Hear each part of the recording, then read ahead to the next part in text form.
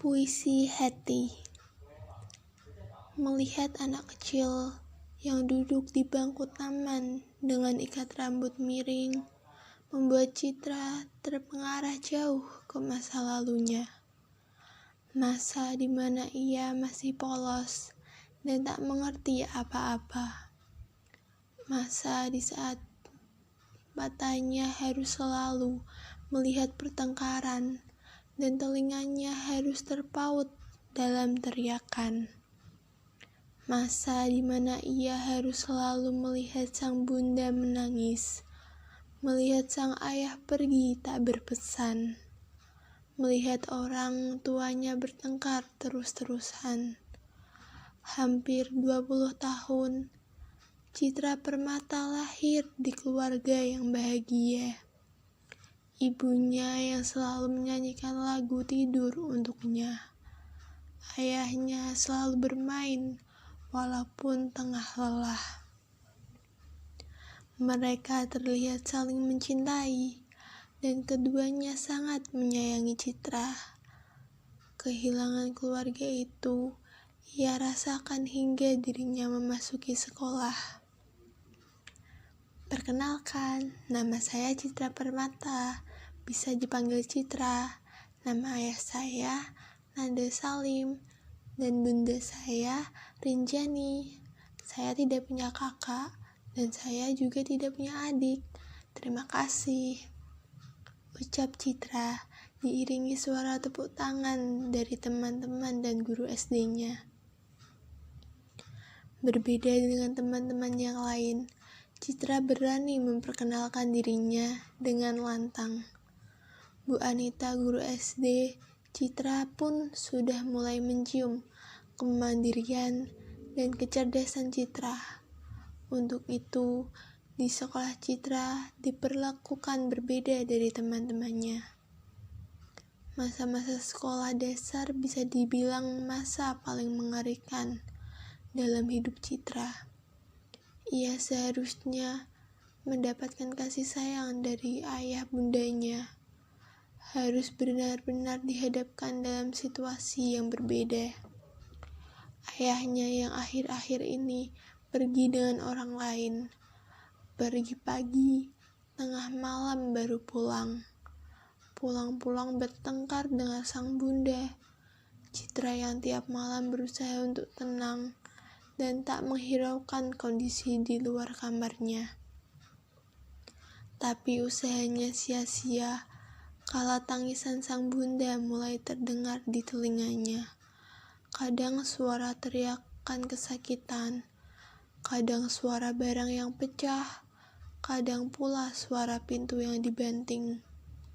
Kala dirinya tak kuat, air mata terpaksa membasahi pipinya. Kadang ia tertidur sambil memeluk boneka sapi besar yang sejak kecil selalu menemaninya. Bahkan tak jarang Citra berangkat sekolah dengan mata merah, lebam di pipinya, bekas tamparan ataupun kantong mata akibat tidak tidur. Lama-kelamaan, wali kelas Citra mulai memperhatikan gejolak emosi yang berubah pada diri Citra. Meskipun di sekolah, ia tetap berusaha menyembunyikan segala keresahan dan masalahnya. Tapi Bu Kiranti masih bisa mencium perbedaan pada diri Citra. Bagaimana tidak, Citra memang anak yang cerdas. Sejak kelas 4 SD, Citra selalu rutin mengikuti pembinaan Olimpiade Matematika untuk bekal di kelas 5. Citra juga merupakan peringkat 1 di kelasnya. Jadi, setiap guru pasti memberikan perhatian yang lebih khusus untuk Citra. Bu Kirana misalnya, akhir-akhir ini beliau memergoki baju seragam yang tidak rapi, luka lebam di bagian pipinya, mata panda, buku tugas yang seperti habis tertetesi air mata, dan Citra yang seringkali melamun pada saat jam pelajaran. Malam ini terulang lagi. Suara pertengkaran itu menghantam telinganya. Sudah, kalau tidak pergi.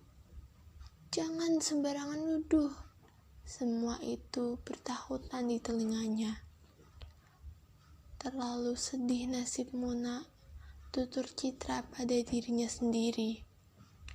Citra terlalu kuat untuk menangisi malam ini. Terlalu lelah untuk menumpahkan segala lara yang terpendam malam ini. Sudahlah, teriak Citra dari dalam kamar. Suara itu terjenak menghentikan pertikaian Nanda dan Rinjani. Namun tak lama kemudian, Nanda dan Rinjani memulai saling menyalahkan. Bukannya ngurusin Citra, malah ngurusin diri sendiri. Dasar egois, tegas Nanda. Hei, dengar ya, ini semua juga untuk Citra. Anak mana yang terima ayahnya pulang pergi seenaknya? Bantah Rinjani. Pertikaian mereka semakin menjadi-jadi, membuat benteng pertahanan Citra menjadi menipis, dan akhirnya roboh. Citra berlari keluar kamar. Citra menangis sejadi-jadinya di depan ayah dan bundanya. Citra lesu. Tubuh Citra langsung diraih oleh sang bunda, dan ayahnya pergi tak tahu kemana. Nak, dengerin bunda, cukup bunda yang menangis, Citra jangan, tutur Rinjani tersedak-sedak. Ayahmu orang baik, jangan benci dia, mungkin ayah sedang hilaf saja, nak, lanjut Rinjani. Citra tak mengeluarkan sepatah kata pun kecuali tangisan. Citra, maafin bunda sama ayah yang tak bisa jadi orang tua yang baik di hidup Citra, ucap Rinjani dengan lebih erat memeluk anaknya. Setelah semuanya tentang Rinjani mengantar Citra kamarnya, Rinjani membereskan semua benda yang Nanda banting dan Rinjani kembali ke kamar Citra. Bunda, maafin Citra. Citra malah jadi beban untuk bunda. Tutur lembut itu terucap dari mulut mungil sosok yang sangat polos, yaitu Citra. Udah ya nak, tidur, kamu harus istirahat, ujar Rinjani. Malam itu, kamar Citra tampak lumayan tenang. Tidur dalam pelukan sang bunda membuat mimpi indahnya kembali lagi. Pagi ini, Citra berangkat diantar sang bunda. Senyumnya agak mengembang meski matanya membesar karena tidur dalam keadaan menangis. Hari ini, pelajaran bahasa Indonesia, mengarang tepatnya. Bu Kirana membagikan selembar kertas HVS untuk masing-masing anak. Anak-anak, hari ini kita akan membahas tentang sastra yang akan kita pelajari, yaitu adalah puisi. Puisi adalah ungkapan perasaan tentang sesuatu yang ditulis dengan bahasa yang indah. Untuk itu, silahkan kalian membuat puisi. Untuk mempermudah, mari kita sepakat untuk membuat puisi dengan tema pahlawan. Semua siswa menyambut baik apa yang Bu Kirana katakan, tak terkecuali Citra. Citra menulis puisi tentang bundanya. Bagi Citra, bundanya adalah pahlawan. Bundanya tidak pernah memikirkan dirinya sendiri. Semua yang dilakukan hanya untuk Citra. Setelah semua siswa rampung menulis puisi, Bu Kirana menginstruksikan untuk membaca puisi mereka di depan. Ada yang menulis tentang pahlawan Kartini, Tuanku Imam Bonjol, tentang guru, bahkan ada yang menulis tentang Power Rangers. Ada-ada saja anak kelas 5 SD. Kini giliran Citra yang membaca puisinya dengan suara lembut penuh penekanan. Bunda, karya Citra Permata. Helaian rambutku kau jaga, kau bilang ini berharga. kau mau berkawan dengan Mestapa, meski dengan linangan air mata. Bunda, jangan hiraukan dia, jangan anggap dia ada. Dia sungguh tak istimewa. Bunda, hembusan angin pernah berkata, berbisik tentang cinta, cinta hanya milik Bunda. Bunda, di balik semua nama terkandung makna, dan termasuk Citra yang akan jadi permata Bunda. Terima kasih. Senyum puas mengembang di bibir Citra, diiringi dengan tepukan tangan yang kencang dari Bu Kirana dan teman-temannya. Puisinya Citra bagus ya anak-anak? Tanya Bu Kirana. Dengan semangat, murid-murid mengiyakan pertanyaan Bu Kirana. Tanpa dugaan, Bu Kirana mengumumkan bahwa puisi Citra yang paling bagus dari teman-temannya. Maka, Citra dikirim untuk mewakili sekolah dalam lomba puisi tingkat Kabupaten Jepara. Saat pulang sekolah, Citra menceritakan kepada bundanya tentang apa yang diterimanya di sekolah hari ini. Rinjani merasa bangga dengan Citra karena dia dapat menyembunyikan rasa sedih dan kecewanya kepada Nanda di hadapan teman-temannya. Akan tetapi, di sisi lain Rinjani merasa kasihan karena Citra tidak punya teman untuk berbagi semua perasaannya. Citra hanya menyampaikannya dengan belajar atau melamun, menatap langit. Rinjani seringkali memergoki Citra yang tiba-tiba menangis. Kadang menonton TV hingga tertidur, dan kadang badannya terasa panas. Rinjani tahu Citra tertekan dengan keadaan ini. Meskipun mentalnya sedang sakit, tetapi Citra benar-benar anak yang kuat dan menutupi semua itu. Hari demi hari, Citra habiskan untuk berlatih menulis puisi. Ia banyak menulis puisi tentang rasa, kecewa, duka, dan derita. Di sekolah tadi, Bu Kirana menjelaskan bahwa nanti akan diadakan pertandingan menulis puisi dengan tema yang diacak. Oleh karena itu, Citra harus menyiapkan segala bentuk puisi yang sekiranya dapat dipertandingkan. Hari-hari yang ditunggu kini telah tiba. Lomba yang diadakan di pendopo kabupaten ini diikuti oleh banyak sekali orang, lebih dari 50 orang. Pada babak pertama, semua peserta diminta menulis puisi tentang ibu. Berkat puisi yang pernah ditulisnya, Citra mendapatkan peringkat 1 untuk 15 besar. 15 orang yang lolos untuk membuat puisi lagi dengan tema yang berbeda. Pada babak ini, puisi yang diciptakan haruslah dibacakan karena penghayatan memiliki poin tersendiri pada saat ini. Bayangkan itu muncul lagi. Bayangan itu muncul lagi. Sialnya, Citra mendapat undian tentang ayah. Raut wajah Citra berbeda seketika. Senyumnya kini terlihat muram.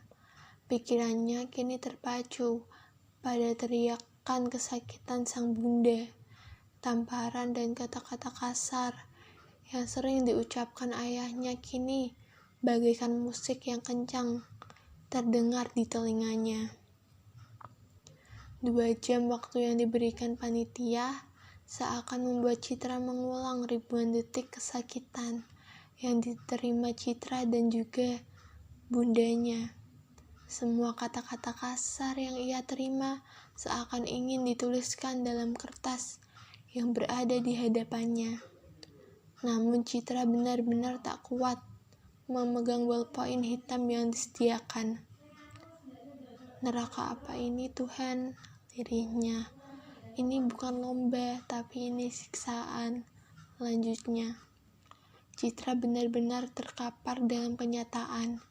Ia merasa bodoh di ruangan tanpa tujuan. Benar-benar aku tak kuat, umpatnya. Waktu kurang 5 menit, dimohon peserta bersiap-siap untuk membacakan hasil karyanya. Juri memberi instruksi. Benar-benar bodoh, kertas ini masih kosong. Oceh Citra. 5 menit sudah berlalu dengan cepat, sedangkan bel yang menandakan waktu habis sudah berbunyi. Citra menyanyiakan kesempatan ini, kesempatan yang membuktikan bahwa Citra lebih kuat dari yang kalian kira. Kesempatan yang menjadi kebanggaan Bunda untuk kesekian kalinya. Tapi Citra tak peduli, hati dan pikirannya tersiksa 2 jam ini. Saat melihat judul yang ia tulis tentang ayah, ia tak bisa membayangkan apa yang dapat mengisi kertasnya lagi. Sudahlah, Citra benar-benar tidak peduli. Saat yang lebih dibenci Citra tak bisa ia lewatkan. Semua peserta wajib membaca puisinya. Dengan penuh penjiwaan, para peserta lomba membaca puisi karangannya. Sungguh mengagumkan. Dasar tak berguna, cetusnya pada diri Citra sendiri. Nomor undi 3, Citra Permata. Tanpa pikir panjang, Citra naik ke atas panggung, membacakan judul dan namanya dengan lantang. Tentang Ayah, oleh Citra Permata. Hentinya. Memang benar hanya itu yang dituliskan Citra. Tapi ia tak mau menjadi malu karena perbuatan ayahnya di masa lalu. Ketus tak punya hati, lahir untuk menyakiti. Lebih baik engkau mati. Citra sudah di ujung pemikiran. Tanpa mengucapkan terima kasih, Citra berbalik badan dan berlari untuk mencari Bu Kirana yang mendampinginya. "Hei nak, ada apa?" tanya Bu Kirana dengan wajah bingung dan tak menyangka Citra akan berbuat sebodoh itu di atas panggung. "Citra ingin pulang," jawabnya sambil menangis. Tanpa sepatah kata pun, Bu Kirana memeluk Citra dan membawanya ke mobil. "Nak, sudahlah, jangan menangis," tutur Bu Kirana lembut. "Semua sudah diatur. Kamu hebat, berani mengungkapkan perasaanmu. Itu sudah menjadi bentuk karya." Bu Kirana bangga sama Citra. Bunda pasti juga bangga sama Citra, lanjut Bu Kirana. Di sepanjang perjalanan, Citra menangis tanpa henti. Ia kecewa dengan tindakan bodohnya tadi. Tapi apa boleh buat, semua sudah terjadi. Di rumah, Citra hanya bisa menangis. Bundanya menghabiskan waktu untuk menenangkannya. Tapi nihil, tangisan Citra semakin menjadi. "Ini semua salah ayah. Citra benci sama ayah," teriakannya. "Bunda, Citra malu sama teman-teman," lanjutnya sambil menangis. Mulai hari itu, kondisi mental Citra makin hari semakin buruk. Bahkan, kadang Citra bisa menyakiti dirinya sendiri. Citra juga tidak berangkat sekolah sudah 4 hari, hingga Bu Kirana memutuskan untuk menjenguk Citra. "Citra, ini Bu Kirana, ayo salaman," tuturin Jani. Citra yang biasanya hanya menangis di dalam kamar, akhirnya mau keluar. Hari itu Kirana meminta Rinjani untuk meninggalkan mereka berdua, lalu Rinjani pun menyetujuinya. "Citra, kemarin Bu Kiranya ditanya loh sama teman-teman, katanya di sekolah gak seru kalau gak ada Citra. Besok berangkat sekolah ya, kasihan Citra kalau tertinggal banyak sekali pelajaran," ucap Bu Kirana sambil mengelus rambut Citra. "Tidak mau, Citra malu," Jawab Citra sangat singkat. Citra, dengarkan Bu Kirana. Citra gak boleh terpuruk seperti ini. Banyak di luar sana orang yang lebih tidak beruntung dari Citra. Banyak yang dibuang oleh orang tuanya, banyak yang tidak punya orang tua, banyak yang tidak bisa sekolah, dan banyak yang sudah harus bekerja. Citra masih punya Bu Kirana dan Bunda. Citra pintar dan masih bisa untuk melanjutkan sekolah, ucap Bu Kirana. Hayo Citra, tidak boleh menyerah dengan keadaan. Tunjukkan bahwa Citra bisa sesukses tanpa ayah. Citra bisa membanggakan Bunda dan juga membahagiakan Bunda. Lanjut Bu Kirana. Mendengar semua itu, hati Citra benar-benar tertegun. Ia merasa sangat menyesal.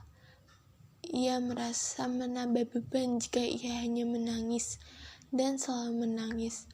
Ia harus sukses dan membuat bundanya bangga dan ayahnya yang menyesal karena telah meninggalkan Citra dan bundanya.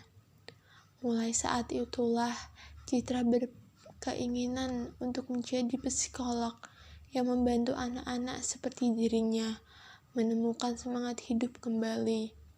Untuk itu, ia berdiri di sini, mengenakan jas kuning kebanggaan Universitas Indonesia untuk mewujudkan mimpinya.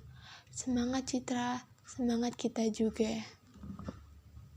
Semoga cerita pendek ini bisa memberikan berbagai manfaat dan juga nilai-nilai yang bisa kita terapkan di kehidupan sehari-hari. Oh ya, sebelum itu jangan lupa like, comment, and subscribe. Terima kasih. Bye-bye.